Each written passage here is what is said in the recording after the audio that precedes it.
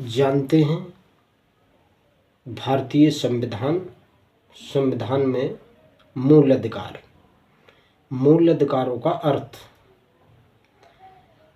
मूल अधिकारों की पूर्णतः निश्चित विशेषताएं बताना संभव नहीं है, क्योंकि विभिन्न देशों में उनकी प्रकृति भिन्न है। मोटे तौर पर भारतीय राज्य व्यवस्था की दृष्टि से मूल अधिकारों की प्रमुख विशेषताएं निम्नलिखित मानी जा सकती हैं। मूल अधिकार के आधारभूत स्थितियां उत्पन्न करते हैं जो व्यक्ति के पूर्ण मानसिक, भौतिक, नैतिक विकास के लिए आवश्यक होती हैं। शेष अधिकारों के संबंध में ये हमेशा नहीं कहा जा सकता। मूल अधिकार देश की मौलिक विधि अर्थात संविधान में उल्लेखित होते हैं। ये संविधान द्वारा रक्षित और प्रवर्तित होते हैं। आम तौर पर मूल अधिकार सिर्फ कार्यपालिका की शक्ति को मर्यादित नहीं करते, बल्कि विधानमंडल की शक्ति को भी नियंत्रित करते हैं। यदि विधेयिका इन अधिकारों का उल्लंघन करने वाली कोई विधि बनाती है तो उस समय सीमा तक निष्प्रभावी या शून्य हो जाती है, जहाँ तक कि वो मूल अधिकारों का उल्लंघन करती है। मूल अधिकारों में परिवर्तन करने के लिए संविधान में संशोधन करना जरूरी होता है, जबकि शेष कानूनी या विधिक अधिकारों के मामले में आमतौर पर संविधान संशोधन की आवश्यकता नहीं होती। कानूनी अधिकार के मामले में संशोधन करने की जरूरत नहीं होती, जबकि संविधान द्वारा दिया गया अगर कानूनी अधिकार किसी अधिनियम के माध्यम से दिया गया है तो उसमें साधारणतः विधेयक से ही संशोधन किया जा सकता है। संविधान संशोधन की जरूरत नहीं होती। सभी कानूनी अधिकार मूल अधिकार नहीं होते। उदाहरण के लिए उपभोक्ता अधिकार कानूनी अधिकार तो है, लेकिन मूल अधिकार नहीं है। इसी प्रकार संपत्ति का अधिकार जो पहले मूल अधिकार था वह अब कानूनी अधिकार है, पर मूल अधिकार नहीं। व्यापार और वाणिज्य की स्वतंत्रता का अधिकार अनुच्छेद 301 भी कानूनी अधिकार का उदाहरण है। मूल अधिकार नकारात्मक भी हो सकते हैं और सकारात्मक भी। उनका स्वरूप प्राकृतिक अधिकारों की तरह भी हो सकता है और सामान्य कानूनी विधेयक अधिकारों की तरह भी। यह इस बात पर निर्भर करता है कि संबंधित देश की राज्य व्यवस्था का स्वरूप कैसा है। जहाँ तक भारतीय संविधान व राज्य व्यवस्था का प्रश्न है, उसमें दिए गए मूल अधिकार इन सभी वर्गों में अलग अलग मात्रा में समायोजित किए जा सकते हैं।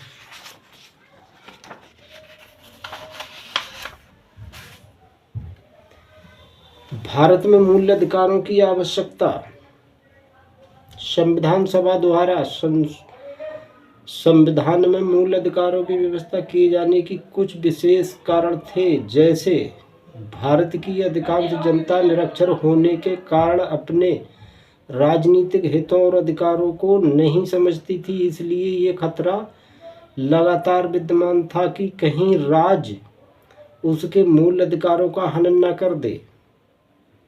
संसदीय शासन प्रणाली में ये खतरा और ज़्यादा बढ़ जाता है, क्योंकि कार्यपालिका का विधेयिका में बहुमत होता है, जिसका अर्थ है कि सरकार संसदीय बहुमत का प्रयोग करते हुए मूल अधिकारों को छीनने वाला कानून बना सकती है। भारत में धार्मिक और नस्लीय वैविध्य काफ़ी ज़्यादा है। तथा अल्पसंख्यक वर्ग अपनी कम जनसंख्या के कारण सरकार के निर्माण में प्राय कमजोर सिद्ध होते हैं। ये खतरा भी महसूस किया जा रहा था कि यदि बहुसंख्यक लोग किसी एक संप्रदायवादी दल के पक्ष में आ जाएंगे तो उस दल की सरकार विभेदकारी कानून बना सकती है। बहुमत की ऐसी तानाशाही से अल्पसंख्यकों को सुरक्षा प्रदान करने के लिए भी मूल अधिकारों की जरूरत थी। भारत में संघात्मक पद्धति को स्वीकार किया था और यह संभावना अपनी जगह कायम थी कि कहीं किसी प्रांत की सरकार नागरिकों के अधिकार न छीनने लगे। इस संभावना को दूर करने का उपाय यही था कि संविधान में ही अधिकारों की गारंटी दे दी जाए तथा राज्य सरकारें संविधान से बंधी हों। मूल अधिकारों की घोषणा करने की जरूरत इसलिए थी कि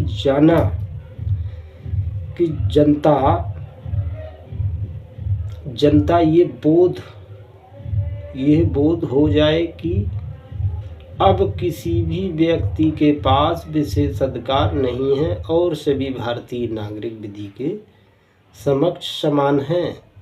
भारतीय समाज में दलित, आदिवासियों तथा स्त्रियों सहित कई ऐसे वर्ग थे जो लंबे समय में वर्चस्वशाली वर्गों के हाथों दमन और शोषण का शिकार हो रहे थे। ऐसे वर्गों को मुख्य धारा में लाने के लिए मूल अधिकारों की व्यवस्था करना जरूरी था। गौरतलब है कि डॉक्टर अंबेडकर कई अन्य नेता इन वर्गों को मुख्य धारा में लाने के लिए प्रयत्नशील थे। संविधान द्वारा मूल अधिकार भारतीय संविधान में अनुच्छेद 12 से 35 तथा मूल अधिकारों का उल्लेख किया गया है कि इनमें अनुच्छेद 14-32 तक विशेष मूल अधिकार वर्णित हैं, जबकि शेष अनुच्छेदों का संबंध मूल अधिकारों से संबंधित कुछ अन्य उपबंधों से है। मूल संविधान में अधिकारों के 7 वर्ग थे, किंतु 44वें संशोधन अधिनियम 1978 द्वारा संपत्ति का अधिकार हटा दिया जाने के कारण अब मूल अधिकारों के 6 वर्ग रह गए हैं। इनका संक्षिप्त वर्णन समता का अधिकार अनुच्छेद 14, विधि के सक्षम समता की ये विधियों का समान संरक्षण अनुच्छेद 15, धर्म, मूल, वंश, जाति, लिंग या जन्म स्थान के आधार पर विभेद के प्रतिरोध अनुच्छेद 16, लोक नियोजन के विषय में अफसर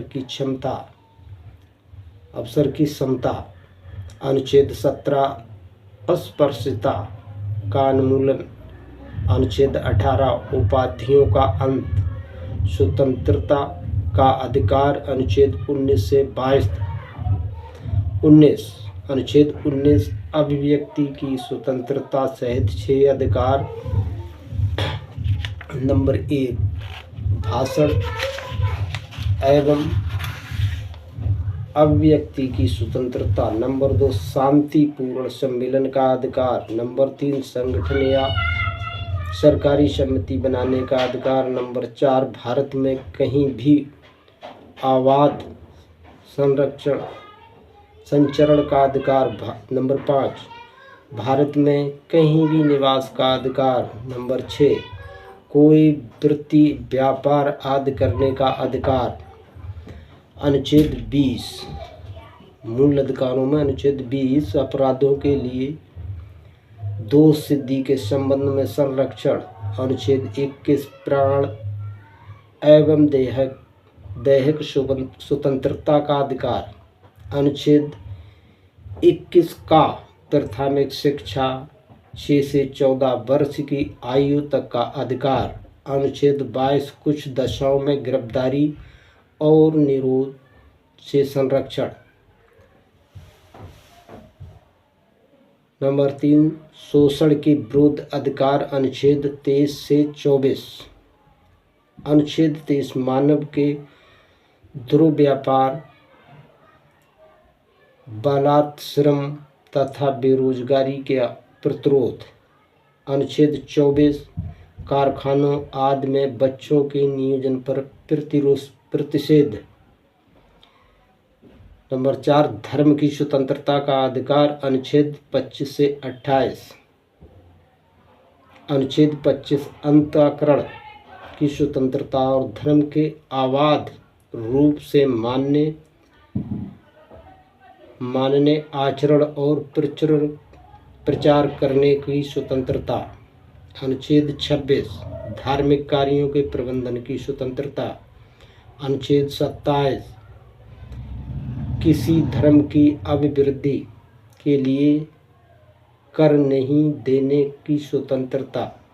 अनुच्छेद 28 कुछ शिक्षा संस्थानों में धार्मिक शिक्षा या धार्मिक उपासना में उपस्थित होने की स्वतंत्रता। संस्कृत और शिक्षा संबंधी अधिकार। अनुच्छेद 29 से 30। अनुच्छेद 29 भाषा, लिपि और संस्कृति को बनाए रखने का अधिकार। अनुच्छेद 30 शिक्षा संस्थाओं की स्थापना और प्रशासन करने का अल्पसंख्यक वर्गों का अधिकार। अनुच्छेद 32 संवैधानिक उपचारों का अधिकार। इन अधिकारों के अलावा संविधान के भाग 3 में शामिल शेष अनुच्छेदों का संक्षिप्त परिचय इस प्रकार है कि अनुच्छेद 12 संविधान के भाग 3 के प्रयोजन के लिए राज्य की परिभाषा। अनुच्छेद 13 संविधान पूर्व या संविधान पश्चात निर्मित अन्य विधियों से मूल अधिकारों की सुरक्षा की गारंटी। अनुच्छेद 33 सेना, पुलिस, सुरक्षा बलों, आसूचना संगठनों आदि के मूल अधिकारों को सीमित करने की संसद की शक्ति। अनुच्छेद 34 सेना विधि लागू होने की उपस्थिति में मूल अधिकारों को सीमित करने की संसद की शक्ति। अनुच्छेद 35 इस भाग 3 में अपराध घोषित किए गए कार्यों के लिए दंड निर्धारित करने हेतु विधि बनाने की संसद की शक्ति।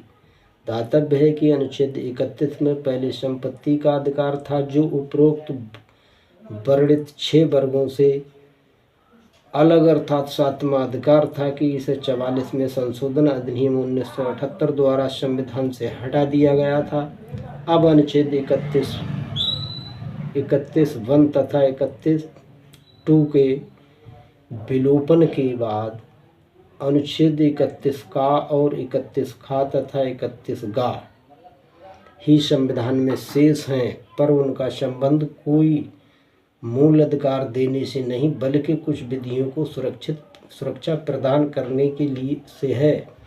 ये वे विधियां हैं जो राज्य के कल्याणकारी उद्देश्यों की पूर्ति के लिए मूल अधिकारों को सीमित करने का उपबंध करती हैं।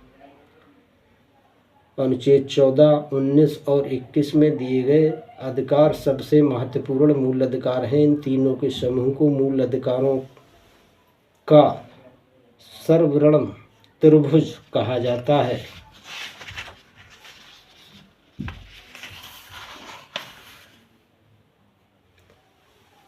मूल अधिकार आत्यंतिक हैं।